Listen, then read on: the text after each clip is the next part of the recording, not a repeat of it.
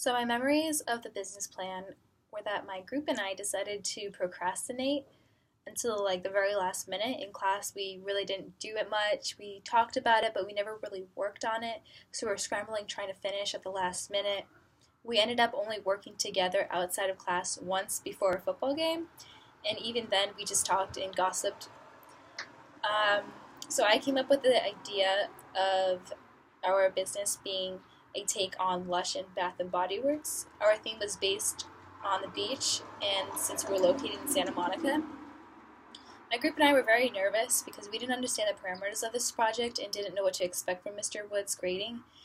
This was the first project that we had, and it was also the most difficult. All the other, Comparing to all the other presentations and projects that we had to do, this was definitely the most hardest. It just dealt with a lot of numbers and a lot of extra extraneous information. And also, it was just our first one. We really didn't know what to expect. Um, and we ended up getting an 83 on our project, which I thought wasn't bad for a first time. Um, also, my year, we didn't have a College Board project. There was something wrong with the website or whatever Mr. Woods was using from the previous years, so he decided to just let us pass on that and use that time to work on like SAT practice. Um, so instead, we also did a college PowerPoint. I decided to do mine on UC Santa Barbara because that is my favorite, and hopefully that I'll get into it because it's still my favorite. I also had the pleasure to visit the campus over spring break, so I was able to really elaborate on that school and explain like why I love it that much because I really got to experience it firsthand.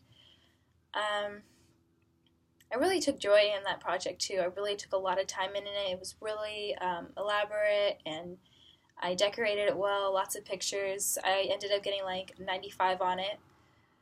He Mr. Woods really saw that I was really passionate about going to this school. In etiquette class, I really enjoyed the 6 week long class. Miss Tina was fun and interesting to learn to. I really took a lot from her.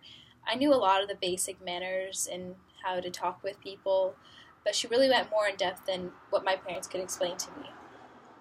It was a good freshener up from when I was younger when I learned all my etiquette things, but this really helped me go through mock interviews and my interview for internship, and hopefully for my future interviews.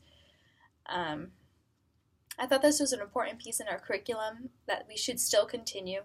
Students really need to know their proper manners and how to network in the career world. Um, for my mock interview, I did not like my interviewer. She insulted me by saying that I should sit behind a desk because I smiled the entire time, which didn't make sense to me. She thought that I was just a really nice person instead of becoming a nurse, which, of course, nurses are going to smile and talk to people. Like, I don't understand why I should be behind a desk. That's really not where I belong. I'm really a hands-on learner. Um, she really thought that she knew me at that point. I thought that was really strange because um, it was just like a 5 minute interview at tops. Like, just from her take, she thought that I should be behind a desk. I still will never forget that experience for the rest of my life. I walked out of there, I was like, I can't believe she said that to me. And then I saw her at the luncheon, and it was really awkward talking to her. I guess she saw that I wasn't really passionate about becoming a nurse. Um, I talked to some of the other people that she interviewed with, and they all said really positive things about her. I really didn't understand like why. She really didn't say anything positive about me besides that I smiled, made a lot of eye contact. Um, I really thought that I took um, a lot of my passion into it because I really do believe that I'm a nurse. She said that my grandmother shouldn't have anything to do with it because my grandmother was a nurse and that she inspired me to become one. She said that doesn't matter. I don't know. Just I guess influences don't matter. Whatever. It's over with. I learned a lot from her feedback. That's all that really matters. Some do's and don'ts through your mock interview. Some do's: smile, make eye contact, stand, sit up straight, and then shake their hand confidently, and talk passionately about what you're trying to get at in your interview, and really listen to what their feedback is for you because Um, it really helped. The feedback really helped get my internship. I really took them into consideration.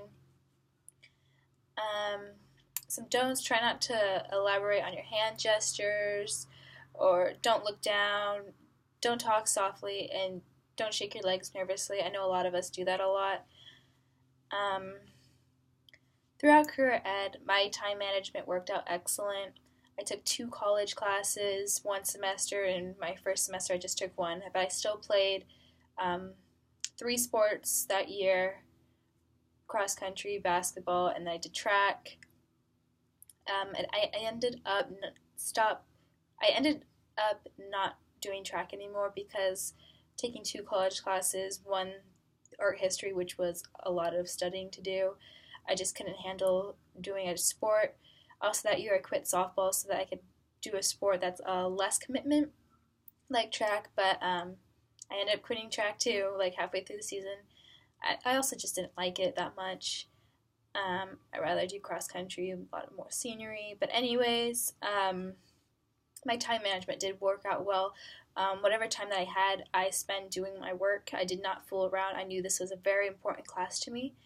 I spent my lunch doing work, whether it was for career ed or not. Also during my free classes, because that year I only had 4 classes because I took ASL, so I was done with language. And then also, right when I got home, I did my work, and I always went to bed before 11 o'clock. I think there was only one time I stayed up late, to like 3 or whatever, doing my work, but I always made sure that I went to bed before 11. And then over fast track, I took personal finance. I couldn't take a college class because I traveled across the country again, so I'd be gone that whole month of July. So I just decided to take personal finance, whatever. But I actually enjoyed the class a lot. Miss Griffin, she was fun, but we also were able to get everything done and covered with. I learned a lot about how to do taxes, which I was confused about, like how does it work. I learned that. I learned how to properly handle my finances and spend my money wisely. And I really enjoyed the class. It was a great experience for me and really valuable that I think everyone should take.